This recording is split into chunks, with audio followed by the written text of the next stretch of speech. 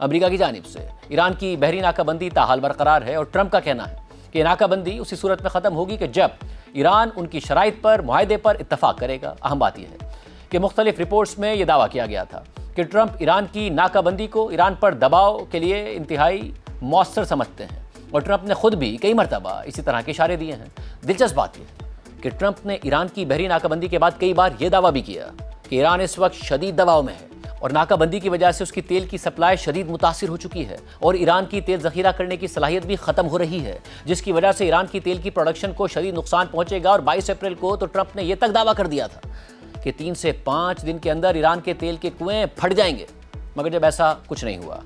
تو پھر ایران کی پارلیمنٹ کے اسپیکر محمد باقر قالیباف نے اس پر طنز کرتے ہوئے کہا تھا کہ 3 دن گزر گئے لیکن تیل کا کوئی کنواں پھٹا نہیں، ہم اس کو 30 دن تک بڑھا سکتے ہیں اور تیل کے کنویں کو لائیو بھی نشر کر سکتے ہیں۔ اور اب امریکہ کی جانب سے ایران کی ناکہ بندی کو 1 ماہ سے بھی زائد کا عرصہ گزر گیا ہے، مگر اب تک کوئی رپورٹ سامنے نہیں آئی کہ ایران کا کوئی تیل کا کنواں پھٹا ہو،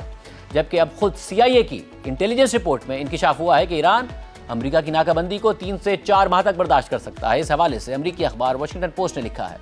کہ اس ہفتے ٹرمپ انتظامیہ کے پالیسی سازوں کو فراہم کی گئی CIA کی ایک خفیہ رپورٹ میں انکشاف کیا گیا ہے کہ ایران امریکی بحری ناکہ بندی کے باوجود کم از کم 3 سے 4 ماہ تک اپنا نظام چلا سکتا ہے، اس سے پہلے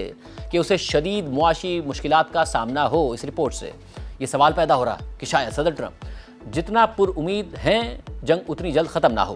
امریکی انٹیلیجنس اداروں کی اس رپورٹ میں یہ بھی کہا گیا ہے کہ کئی ہفتوں کی شدید بمباری کے باوجود ایران اب بھی کافی بڑی تعداد میں بیلسٹک میزائل رکھنے کی صلاحیت رکھتا ہے۔ ایک امریکی عہدیدار کے مطابق ایران کے پاس جنگ سے پہلے موجود موبائل میزائل لانچرز کا تقریباً 75% اور میزائل ذخیرے کا تقریباً 70% اب بھی موجود ہے۔ رپورٹ میں یہ بھی کہا گیا ہے کہ ایرانی حکومت نے اپنے زیادہ تر زیر زمین میزائل ڈیپوز کو دوبارہ فعال کر لیا ہے، جبکہ کچھ خراب میزائلز کی مرمت بھی کر لی ہے اور بعض نئے میزائلز بھی تیار کر لیے ہیں جو جنگ شروع ہونے سے پہلے تقریباً مکمل ہو چکے تھے۔